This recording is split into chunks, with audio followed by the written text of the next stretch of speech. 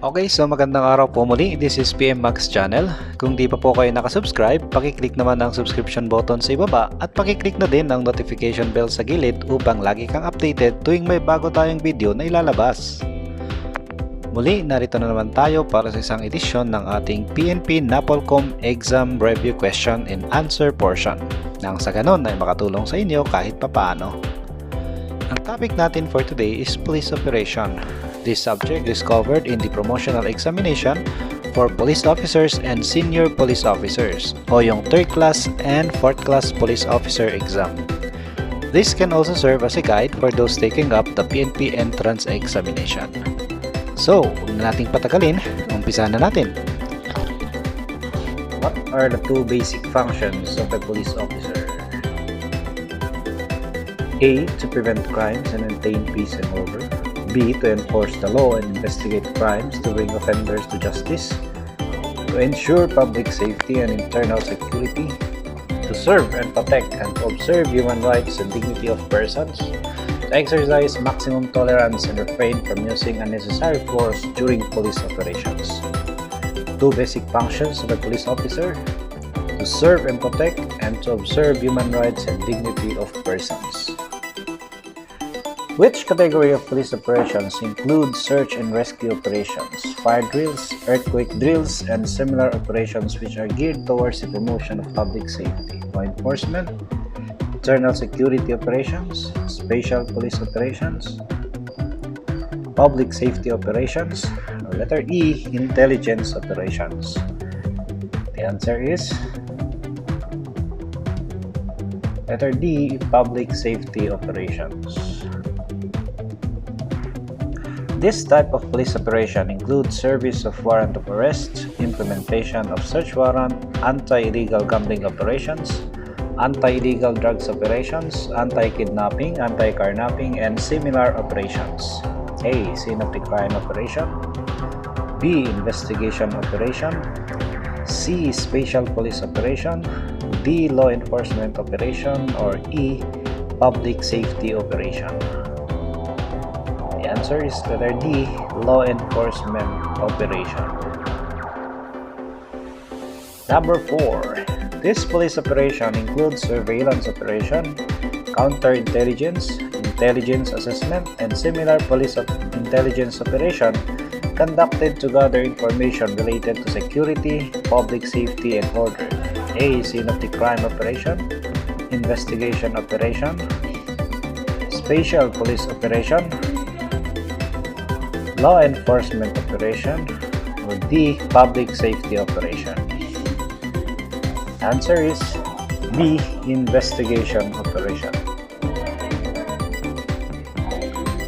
Checkpoint operations, civil disturbance operations, hostage situation, and similar operations are considered as A. Scene of the crime operations, investigation operations, special police operations, law enforcement operations, or public safety operations. Letter C, special police operations.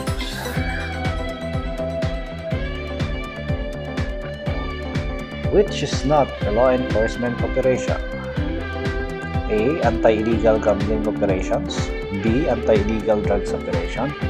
C. Hostage situation. D. Service of warrant of arrest. E. Implementation of search warrant. Not a law enforcement operation. The answer is letter C, hostage situation. This is special police operation. It refers to the movements and custody of seized drugs or controlled precursors and essential chemicals or sources of dangerous drugs from the time of seizure, confiscation to receipt in the forensic laboratory equipment for safekeeping to presentation in court and then eventual destruction. Crime scene investigation, chain of custody, crime scene search, bypass operation, or E. Custodial investigation. The answer is letter B, chain of custody. It refers to the conduct of processes, more particularly the recognition, search, collection, handling, preservation, and documentation of physical evidence to include identification of witnesses and arrests of suspects at the crime scene. A. Crime scene investigation, chain of custody. crime scene search, buy-bust operation, or custodial investigation? The answer is letter A, crime scene investigation. It is an investigation conducted by law enforcement officers after a person has been arrested or deprived of his freedom of action. It includes invitation to a person who is investigated in connection with an offense. Is it A, crime scene investigation, B, chain of custody, C, crime scene search, D, buy-bust operation, or E, custodial investigation? The answer is letter E, custodial investigation. It is an entrapment technique employed by a peace officer as an effective way of apprehending a criminal in the act of the commission of the offense. A, instigation, B, dragnet operation, C, high-risk arrest, D, buy-bust operation, or E, posture buyer technique. Entrapment technique, the answer is buy-bust operation, letter D. It is the place from which most physical evidence associated with crime will be obtained. A, area of responsibility, B, corpus delicti, C, crime scene, D, checkpoint, or E, all of the above. The answer is letter C, crime scene. It refers to the visit of the spouse of the detainee for the purpose of fulfilling marital obligations. A, spouse visit, B, visitorial privilege, C, parens patriae, D, conjugal visit, or E, privileged communications. The answer is letter D, conjugal visit. What is the policy with regards to use of force during police operations as stipulated under the POP, or Police Operations Procedure Manual? A, the force must be necessary and reasonable. B, the use of force must equate or sufficient to overcome the resistance. C, the force must be enough to maim and neutralize the aggressor. D, the force to be employed must be extreme and deadly. Or E, baton, pepper spray, stun gun, and other non-lethal weapons may be used to subdue hostile suspects. The answer is letter A. It must be necessary and reasonable. What instance justifies the use of firearm during police operations? A, when the offender poses imminent danger of causing death or injury to the police or other persons. B, when the offender voluntarily surrenders himself to the arresting officers. C, when the offender is a martial artist and would possibly resist arrest. When the police officer has prior knowledge based on secondary sources that the offender has in his possession deadly weapons. Or E, all of the above. The answer is A, when the offender poses imminent danger of causing death or injury to the police or other persons. A fleeing vehicle may be fired upon when A, its occupants pose imminent danger of causing death or injury to the police officer. Its occupants pose imminent danger of causing death or injury to any other person. The use of firearm does not create a danger. The use of firearm outweighs the likely benefits of its non-use. Or letter E, all of the above. The answer is letter E.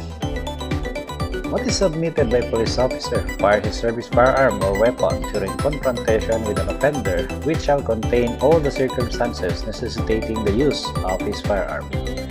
A, spot report, B, incident report, C, firearm use report, D, investigation report, or E, police report. Under the BOP, police officer should submit an incident report. Number 17. It refers to a place where the police check vehicular pedestrian traffic in order to enforce circulation control measures and other laws, orders, and regulations. Patrol beat, defensive roadblock, checkpoint, traffic-prone area, or jurisdiction. The answer is letter C, checkpoint. Who is authorized to approve the establishment of checkpoints? A, the head of office of the territorial PNP unit. B, the provincial director of the province. C. The Chief PNP, D. Local Chief Executives, or E. All of them? The answer is letter A. The Head of Office of the Territorial PNP Unit. A member of the checkpoint team who is responsible in profiling suspected vehicles subject of the checkpoint. A. Team leader, B. Spotter, C. Spokesperson, D. Arresting team, or E. Security sub-team. The answer is letter B. The spotter. The one in charge of communicating with the motorists subject for checkpoint. A. The blocking sub-team, B. The investigation sub-team, C. The team leader, D. The spotter, or E. The spokesperson. In charge of communicating, the answer is letter E. Spokesperson. But in times, during the absence of the spokesperson, it should be the team leader.